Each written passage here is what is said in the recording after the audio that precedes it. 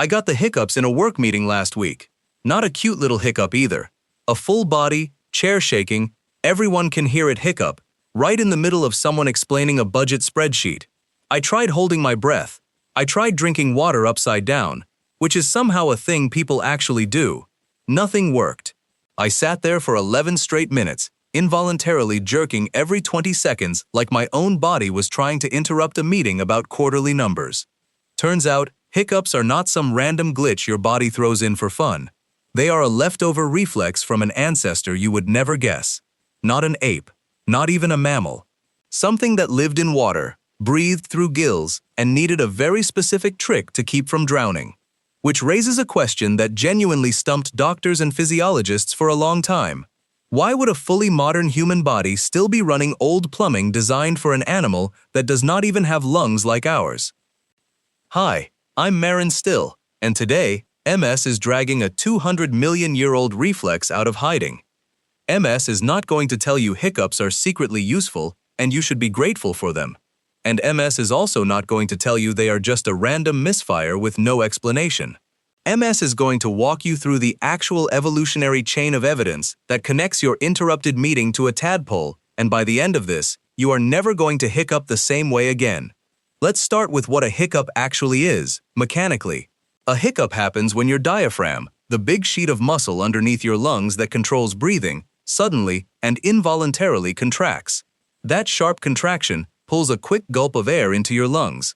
About 1/10 of a second later, a small flap at the top of your windpipe, called the glottis, snaps shut. That sudden closure is what makes the hiccup sound, that little vocal cord clap you cannot control. For a long time, this looked like a pointless reflex. It does not help you breathe more efficiently. It does not clear your airway of anything. It just happens, uninvited, for anywhere from a few minutes to, in rare medical cases, literal years. So the obvious question is, why would a body evolve a reflex that appears to do absolutely nothing useful? Stay with me. It gets weirder. In 2003, a group of researchers led by Christian Strauss published a study in the journal Bioessays that proposed an answer nobody had really connected before. Strauss and his team looked closely at the exact sequence of muscle movements involved in a hiccup, the timing, the nerves involved, the specific way the airway snaps shut, and they noticed something striking. That entire sequence is almost identical to the gill ventilation reflex found in tadpoles, the larval stage of amphibians like frogs. Here is what that reflex does in a tadpole.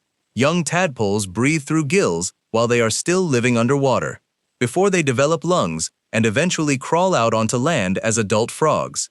But tadpoles also have primitive lungs starting to form, even while they are still submerged, and they occasionally need to gulp air at the surface to help those developing lungs along.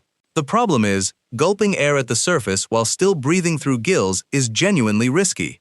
If water gets pulled into those still-forming lungs by accident, that is a real drowning hazard for a tiny amphibian. So tadpoles evolved a very specific reflex to manage this. They take a quick gulp of air using a sudden muscular contraction, and immediately afterward, a valve-like structure in their throat snaps shut to seal off the airway and keep water from being pulled in behind that gulp of air. Contraction, snap shut, every single time. Sound familiar? Strauss's research argued that this is essentially the exact same neural circuit still wired into you, hundreds of millions of years after your ancestors stopped needing it. The same brainstem pathway, similar nerve involvement, including the phrenic nerve controlling your diaphragm and the vagus nerve involved in that throat closure. Your body did not delete the old code when it stopped being useful. It just kept the wiring, mostly dormant, occasionally getting triggered anyway by things like eating too fast, swallowing air, carbonated drinks, or sudden temperature changes in your stomach. Which brings us to whichever ancient human ancestor first choked down food too quickly and immediately started hiccuping uncontrollably in front of everyone else at camp. Picture it. Someone eating fast, maybe nervous about losing their share of the meal, gulping down meat before it could be taken, and suddenly their body starts firing off this strange, rhythmic, involuntary jerk over and over. No idea why. No framework for nerves or reflexes or amphibian ancestry. Just a sudden, repeating, uncontrollable interruption of their own body, happening in front of the entire group. With absolutely no medical explanation available, Ancient people did what humans have always done with something confusing and slightly alarming. They built an explanation, and often, a cure to go with it. Cultures across history have overwhelmingly landed on some version of the same solution for stopping hiccups, and it is not water or breath holding. It is startling the person. A sudden scare, a loud noise, someone jumping out unexpectedly. And this is not just superstition that happened to work by accident. Being startled triggers a genuine, measurable shift in your nervous system, briefly altering the rhythm of the phrenic nerve signals controlling your diaphragm, which can interrupt the hiccup cycle entirely.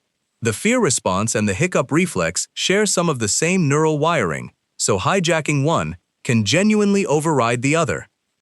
So somewhere back in deep history, someone got hiccups, someone else got the idea to jump out and scare them half to death, and it actually worked, not because of any spirit or curse being driven out, but because startling a person and hiccuping both run through overlapping nervous system pathways, and one can interrupt the other.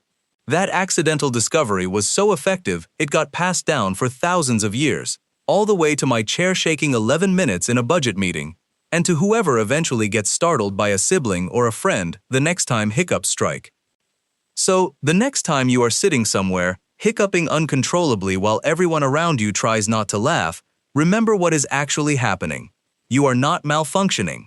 You are running a 200-million-year-old survival circuit, built for a tadpole trying not to drown while it learned to breathe air for the first time. It has no idea it is inside a human at a budget meeting. It is just doing the only job it has ever known how to do. Hi, I'm Marin Still, and now you can never unknow this.